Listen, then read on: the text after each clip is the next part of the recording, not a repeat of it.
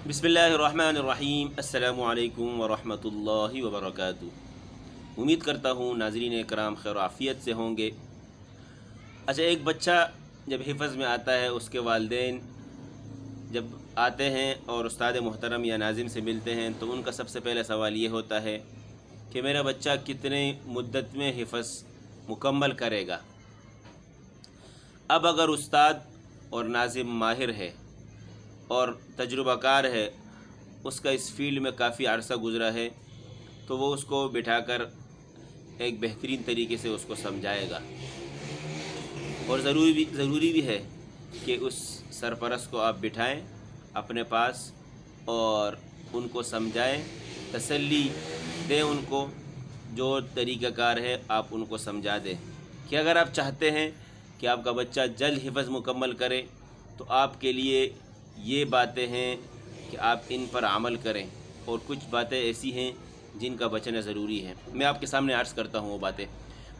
सबसे पहले ये कि अगर बच्चे के अंदर इस्तेआदात है, दूसरे नंबर पे अगर उस बच्चे के घर का माहौल बना हुआ है, और तीसरी बात जो सबसे अहम है कि उस्ताद की लगन का होना।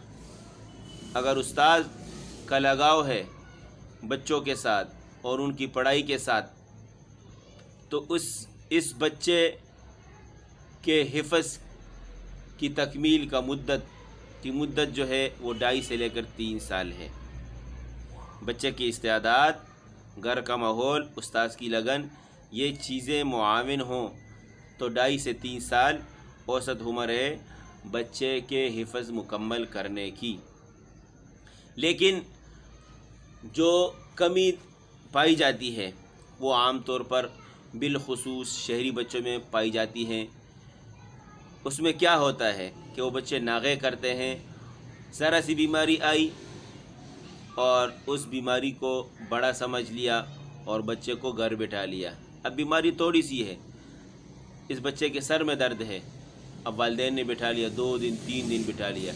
अब उनके वालिदैन को इस बात का अंदाज़ा नहीं कि इस बच्चे के 2 दिन या 3 दिन छुट्टी करने से इस बच्चे के 4 से 5 पारे समझो ज़ाया हो रहे हैं। जो ये रोज़ सुनाता है, सबक का इसका नागा आ रहा है। अगर 16 लाइन सुनाता है, 4 दिन छुट्टी की है, तो समझो इसके 2 वर्के गए। इसी तरीके से सबकी पारा वो कमज़ोर होता जाता है। और दूसरी बात, शादी ब्याह वग़ैरह की तकरीब में जाना और तालीम की परवाह ना करना। घर में शादी है, घर नहीं पड़ोस में कहीं शादी है और वालिदैन जा रहे हैं और बच्चे को शादी पर ले गए, आए रोज़ शादियों पर जाना, आए रोज़ नागे करना, इन छुट्टियों की वजह से बच्चे की पढ़ाई पर बहुत असर पड़ता है। वजह क्या होती है? नुकसान क्या होता है? नुकसान ये होता है कि अगर बच्चे ने छुट्टी की, 2 दिन छुट्टी की, 3 दिन छुट्टी की, अब इसने मंजिल पारे नहीं सुनाया, मुख्ता पारे इसने नहीं सुनाए, अब इसके पारे कमज़ोर हो गए। अब अगले दिन आएगा, पारे इसके कमज़ोर होंगे, जिसकी वजह से उस्ताद का दिल भर जाता है इस बच्चे से, और फिर वो ये समझता है कि कौन इसको आए रोज़ बार बार इसको पारे याद करवाएगा। तो ज़रूरी है कि जो बच्चे हिफ़्ज़ कर रहे हैं उनके सरपरस्तों से मैं अर्ज़ करूँगा कि आप अपने बच्चों का वक़्त बर्बाद न करें और जितनी कोशिश हो सके अपने बच्चे को नागे से बचाएं, छुट्टियों से बचाएं। और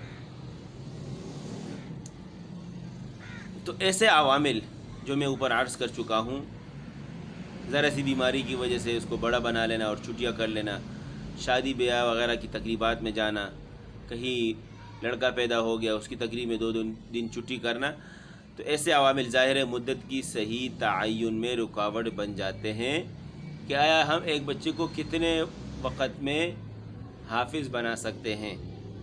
तो अगर ये चीज़ें ना हों, छुट्टियाँ ना हों, नागे ना हों, तो उसके लिए 2.5 से 3 साल ऐसी उम्र है कि इसमें इंशाअल्लाह एक बच्चा हिफ़्ज़ मुकम्मल भी कर लेगा और उसकी मंजिल, उसको उसका कुरान पूरा याद भी होगा। तो उम्मीद करता हूँ आपको ये वीडियो पसंद आई होगी, और अगर ऐसी कोई बात जो आप समझते हैं कि हिफ़्ज़ کی تکمیل مدت جو ہے اس میں اور بھی ہم کوشش کر سکتے ہیں کہ جس میں کم وقت لگے، ایسے عوامل آپ مجھے عرض کریں، کمنٹ میں ضرور بتائیں۔